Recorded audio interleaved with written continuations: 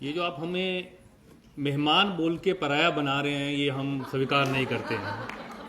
इस हॉल के अंदर हम मेहमान हो सकते हैं, तो जब सड़क पे लड़ाई होती है तो इनकलाब बोलते हुए मुट्ठियां इकट्ठी उड़ती है। हम अपने आप को आपके आंदोलन का हिस्सा मानते हैं और आपको अपने आंदोलन का हिस्सा मानते हैं।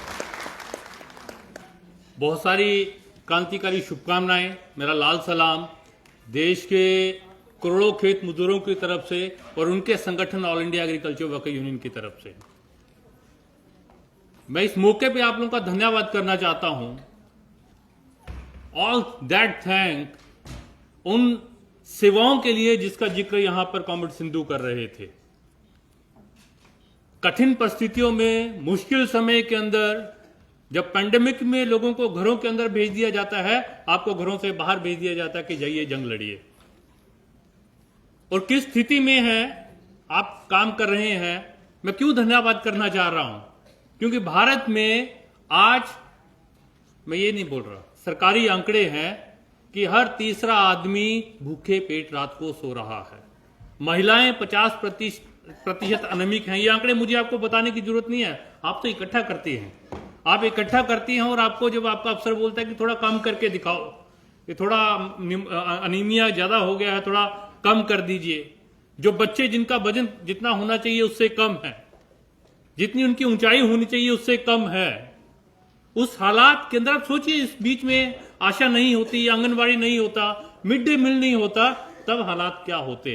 एक बात मैं जरूर बोलना चाहता हूं, अगर कोई बोले भूखे हैं, अनाज नहीं है, खून की कमी है, अनाज नहीं है, ऊंचाई और लंबाई कम है, अनाज नहीं है, इस बात से इत्तेफाक हम नहीं रखते। पूरी जिम्मेवारी के साथ बोल रहा हूं कि यहां पर बैठे हैं इस देश के किसानों, इस देश के खेत मजदूरों, जिसका आप लोग अहम हिस्सा है, और वैज्ञानिकों ने अपनी पूरी मेहनत के अंदर भारत को अनाज के अंदर स्वावलंबी बनाया है। हमारे गोदामों के अंदर इतना अनाज है कि सबको मुहैया, सबका पेट पाल सकते हैं, पर फिर भी भूखे हैं। क्यों?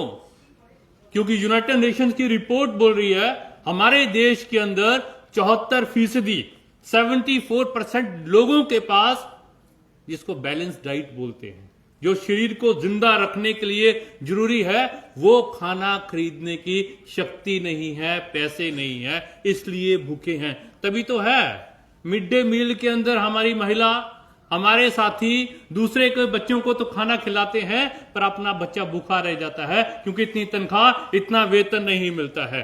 आंगनबाड़ी के अंदर बाकियों को खाना खिलाते हैं, उनकी शरीर की ध्यान रखते हैं, पर अपना परिवार भूखा रह जाता है, इतना पैसा सरकार नहीं देती है। वही हालत आशा की है। सबको बताते हैं क्या खाना है, कौन सी दवाई खानी है, पर अपने बच्चों के लिए, अपने घर के लिए ना तो दवाई खरीदने के लिए, ना पोषक आहार खरीदने के लिए वो पैसा है। इसलिए मैं सलाम कर रहा हूं आप लोगों को। इतनी कठिन परिस्थितियों के अंदर आप लोग भारत के भविष्य को जिंदा रख रहे हैं, उनको स्वस्थ रख रहे हैं, ये बहुत बड़ा काम है। पर जब मैं ये बोल रहा हूं, मैं नरेंद्र मोदी की तरह आपको पोषण माताएं नहीं बोलूंगा।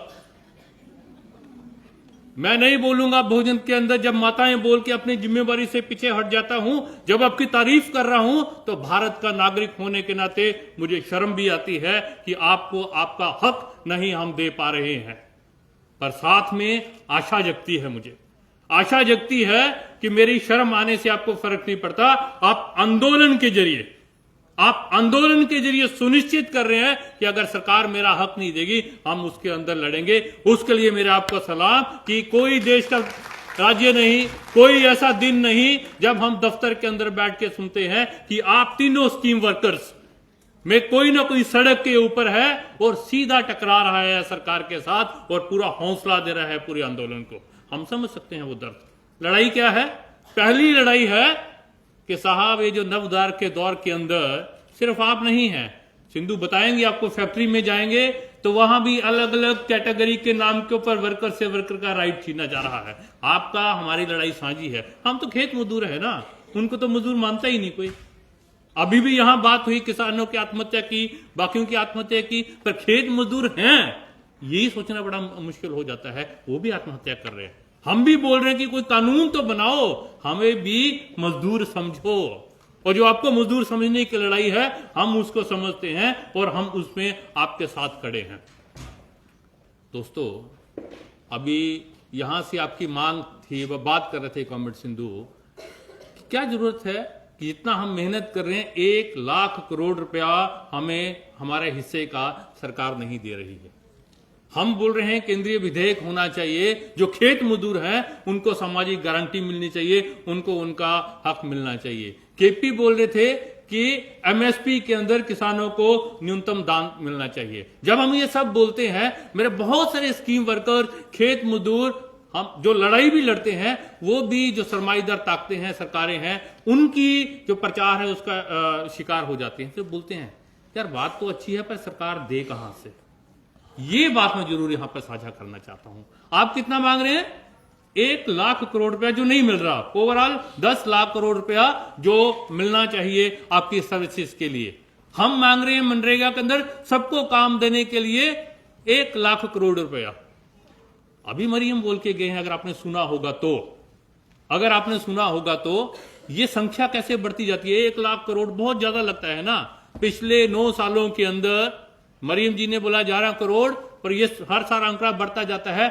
9 साल के अंदर 13 लाख करोड़ रुपया ये जो बड़े बड़े कॉरपोरेट है उनका माफ किया है सरकार ने। मैं सिर्फ इतना बोलना चाह रहा हूं, भारत देश के अंदर संपदा, संसाधन और हमारे बाजुओं में इतनी ताकत है कि इतना धन पैदा करते हैं, इतने संसाधन पैदा करते हैं, सबको सबका हक मिल सकता है। जरूरत है कि वो जो छूट अदानी को, अंबानी को मिल रही है, वो लूट बंद होनी चाहिए और मेरे हिस्से का वेतन मुझे मिलना चाहिए। वो जो रास्ता है संपदा का, अदानी की तिजोरी की तरफ ना जाकर गांव में मेरे सड़क की तरफ आना चाहिए। सिर्फ लड़ाई ये है।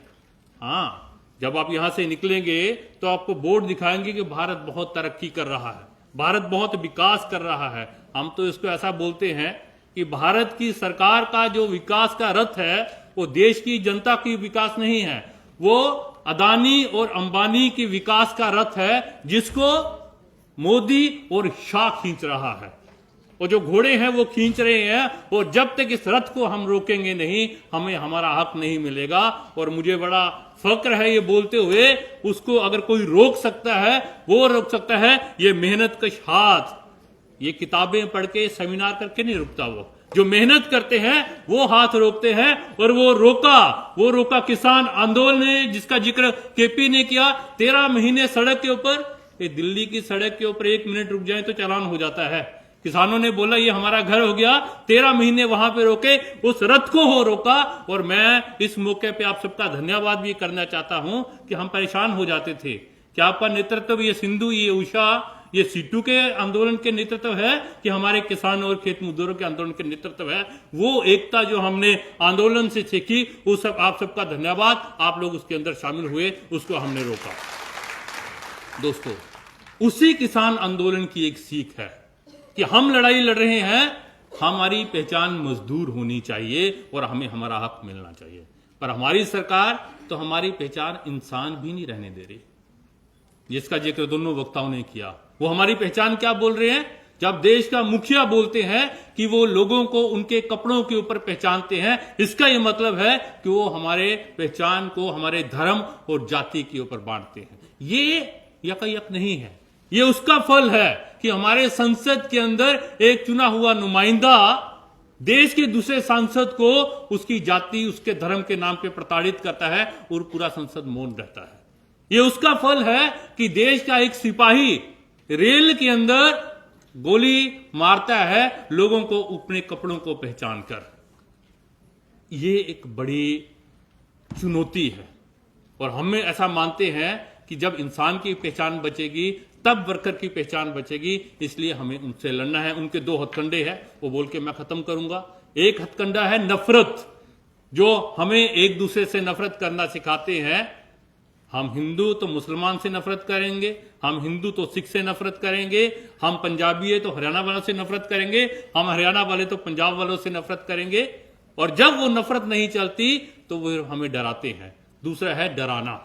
नफरत और डराने की जो राजनीति है उससे हमें सीधा टक्कर लेनी पड़ेगी। इतिहास गवाह है, जब संसद मौन हो जाता है और हम सड़क आबाद करेंगे, जब सड़क आबाद आती है तो संसद के ऊपर अंकुश लगाया जाता है। मोदी जी, शाह जी उस विधूड़ी को कुछ नहीं बोलेंगे, हम सड़क पे उतरेंगे और अपनी पहचान को एक बार फिर इंसान और वर्कर बनाएंगे। और डराना, हमें डरा सकते हैं। मैं भी बैठा बैठा सोच रहा था, शायद ही मेरे देश की कोई ऐसी जेल होगी, यहां का खाना आप स्कीम वर्कर के नेतृत्व ने नहीं खाया होगा। हमें किसी जेल से वो डरा नहीं सकते हैं, हम रोज सड़क पे होते हैं। हां, डरता कौन है? डरते वो हैं जब जेल में जाना पड़ता है। उनके एक नेता जिसके आगे वीर लिखते हैं, वो उनको जेल में जाना पड़ा। उससे पहले क्रांतिकारी थे, कुछ दिन जेल के अंदर गए और वो चिट्ठियां लिखी कि साहब माफ कर दीजिए, अब दोबारा ऐसी गलती नहीं होगी। डरते वो हैं। मैं जब बोल रहा हूं, आज से 4 दिन बाद उस शहीद का जन्मदिन है जिसको हम अपना अगुआ मानते हैं, अब अपना नेता मानते हैं, हम अपना विचारक मानते हैं। वो भगत सिंह की जेल के अंदर गए थे, उन्होंने भी चिट्ठी लिखी थी, उन्होंने भी अपील की थी। पर अपील में क्या लिखा था कि आप बोलते हैं मैंने ब्रितानी हुकूमत के साथ विद्रोह किया है, मैंने युद्ध किया है, हम इसको मानते हैं, इसलिए फांसी नहीं गोली से उड़ा दिया जाए। हम उस भगत सिंह के विचार के लोग हैं, हम डरेंगे नहीं, हम लड़ेंगे। अंत के अंदर ये अपील कि हमारी ये जो आर्थिक लड़ाई है, इसको जब तक हम राजनीतिक लड़ाई के अंदर नहीं लड़ेंगे तो ये सत्ता के अंदर यही रहेंगे, इनको हटाना पड़ेगा। कॉमरेड मरीम ने बड़ी डिटेल के अंदर बोला, कौन हराएगा इनको? मैं सीधा बोलता हूं, गांव के अंदर, देहात के अंदर लड़ाई वो गोदी और मोदी के टीवी से है और उसके खिलाफ होंगे हमारी स्कीम वर्कर्स। कौन सा घर ऐसा नहीं है जहां पर हमारी पहुंच नहीं है? ये राजनीतिक लोग चर्चा करते हैं कि कौन हराएगा, हम हराएंगे। वो बोलेंगे महिला बिल लेकर आए, हम बोलेंगे बिल लेकर नहीं आए। 75 सालों के अंदर जो नहीं दिया, हमने मजबूर कर दिया उसको देने के लिए। कोई मोदी हमें नहीं दे सकता है, ये हमारा हक था, मोदी हमें नहीं दे सकता था। हां, ये बताना पड़ेगा, अब डर गए हैं।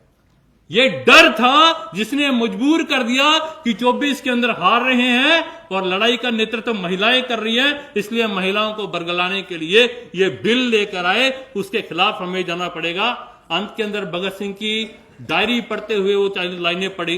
भगत सिंह की डायरी का पेज नंबर 12 के ऊपर एक लाइन लिखी थी और वो क्या थी कि जो भी इंसान अपने मेहनत के पसीने से कुछ पैदा करता है, उसको बताने के लिए कोई खुदाई पैगाम की जरूरत नहीं है कि उस चीज के ऊपर हक उस मजदूर का है, उस इंसान का है। उस कन्विक्शन के साथ, उस विश्वास के साथ कि हम लोग जानते हैं जो पसीने से हम पैदावार कर रहे हैं उसके ऊपर हक मेरा है। इस देश के अंदर जो भी पैदा हुआ है वो मोदी, शाह, अंबानी, अदानी ने नहीं किया। इन 3 संगठनों और इन 3 वर्गों, मजदूर, खेत मजदूर और किसानों ने किया है। इस विश्वास के साथ वो हमने पैदा किया है, वो हमारा है, हम पैदा कर सकते हैं, उसको बचाएंगे। किसी मोदी की, किसी शाह की जरूरत नहीं, हमारी वो जिम्मेवारी है। अपने आप को मजदूर मनवाएंगे, न्यूनतम वेतन लेंगे और इसके लिए भाजपा को हराएंगे। इनकलाब जिंदाबाद।